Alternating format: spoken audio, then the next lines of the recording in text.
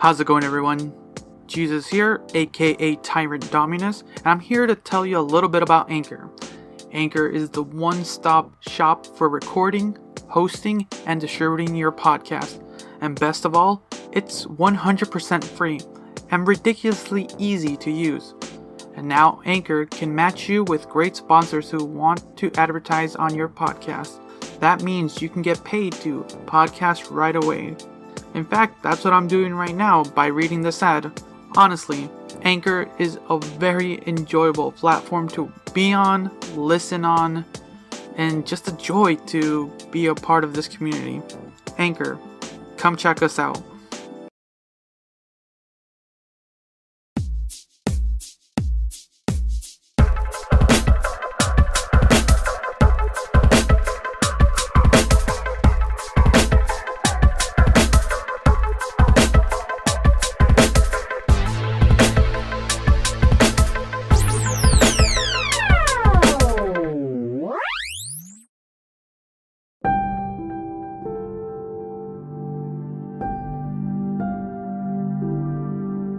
And welcome back to Reactioncast. It's your host Jesus, aka Tyrant Dominus, here to bring you another movie review. This time around, we're going to be talking about the Amazon original movie, The Manor. This is one of the films under the Welcome to the Blumhouse film series. Earlier this month, since it is the time of spooks, I did one of their other films, Bingo Hell. So if you want to check out that, you can go check on the earlier the feed. But this time, let's talk about The Manor. The Manor is a very interesting psychological horror film. This one was written and directed by Alexio Caroline? Axel? I wonder if I'm pronouncing it. My bad if I'm pronouncing it that wrong. Axel Caroline. I'm going to be bothered by that name for a while. A Belgium filmmaker. Interesting. Former actress and journalist. Okay. But anyways. Actually, that makes sense with the premise of this film. Interesting. Okay. So, The Manor. The Manor takes... Like I said, this is a psychological horror. This is the best way I can describe it. It's the tale of Judith Albright. This grandmother who, during her 70th birthday party, suffers a stroke and through some events leads her to being put in a home. Basically a very redone manor. You can kind of tell by the way all the shots are done. It's good that they use this kind of set. It's really interesting because when you get the idea of a home for the elderly, it's okay, you kind of get these what I would say traditional hospital-ish settings when it comes to horror films sometimes. But having the manor looks a lot better in my opinion, just for aesthetics purposes, because you get a lot of really good shots and some of the color scaling they use for this, because when you think of elderly homes in films and televisions, it always feels very sad and depressing and just ugh, and the way this film color palette works, it does give you that feeling oh yeah, that sucks, you don't want to end up there. It does a good job of that, and it adds to kind of the creep factor that films and television shows do with old folks homes. But continuing on, so this is the tale of Judith, ends up in this home on this manor. Because her family at this point, it's just her daughter and her loving grandson. They want the best for her grandmother, but she kind of decides, I think it's best if I do this. So it's this kind of give and take a little bit. But then as she starts spending time in the manor after getting to know some of the other individuals and stuff like that, things start to creep about. Weird occurrences happening. and the staff's acting weird. Your classic horror trope-ish stuff, and it works really well for the most part. And it was like, okay, yeah, I'm into this. It's creepy, and you get to this moment when there's like they add like mental illness, like dementia and stuff like that. So you just don't know what's real and what's not. And this film in particular does a reasonably good job kind of messing with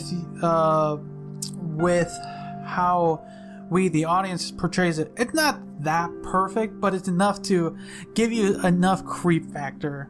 For sure, this is not a film that you would want to watch at night, because there are some fun jump scares, but not that many. So that's what's good, because the way the film is oriented, it's really like there are a few shots here and there where you have this like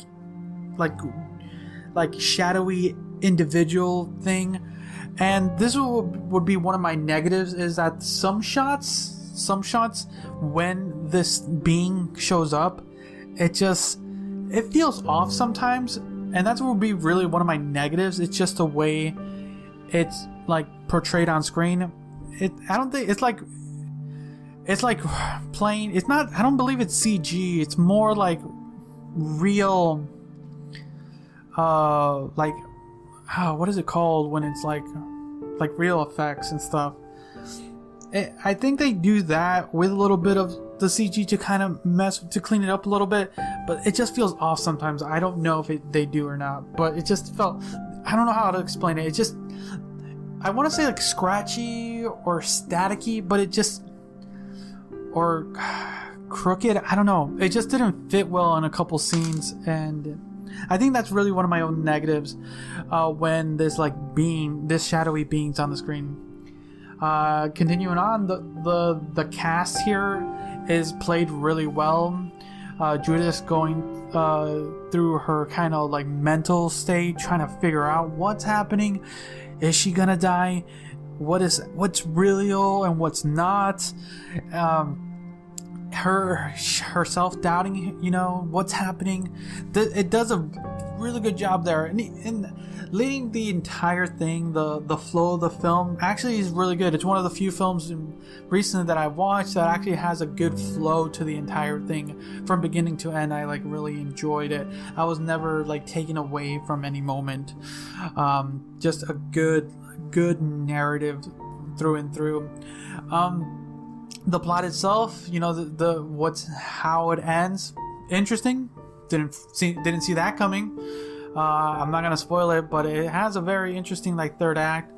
And unless you have if you have some knowledge on some mythology, I personally didn't have it for this one in particular. Then you might see it coming already. But even then, I think you'll still be a bit surprised once you get to the end of the movie. Like I said, the writing itself was reasonably good. I felt the characters. I felt for individuals. And it made me actually wonder, was she going crazy? Was it just some weird psychological thing? Or was she seeing things like that? You just were they being poisoned or something? I don't know. It's very, very trippy, and a good film to watch during this during this spooky season for sure.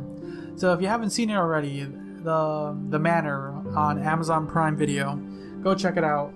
I'm gonna give this film a solid 7 out of 10. It's a good film. I'll give it that. It's a good film. That's about it. Yeah. So, like always, let me know what you guys thought about the film by following me on Twitter, on Instagram, or TikTok, wherever I post the link to this, because if you're either listening to this on any of the podcast listening things like Spotify, iHeartRadio, iTunes, or if you're watching this on YouTube, leave a comment below. But yeah, so Until next time, see ya.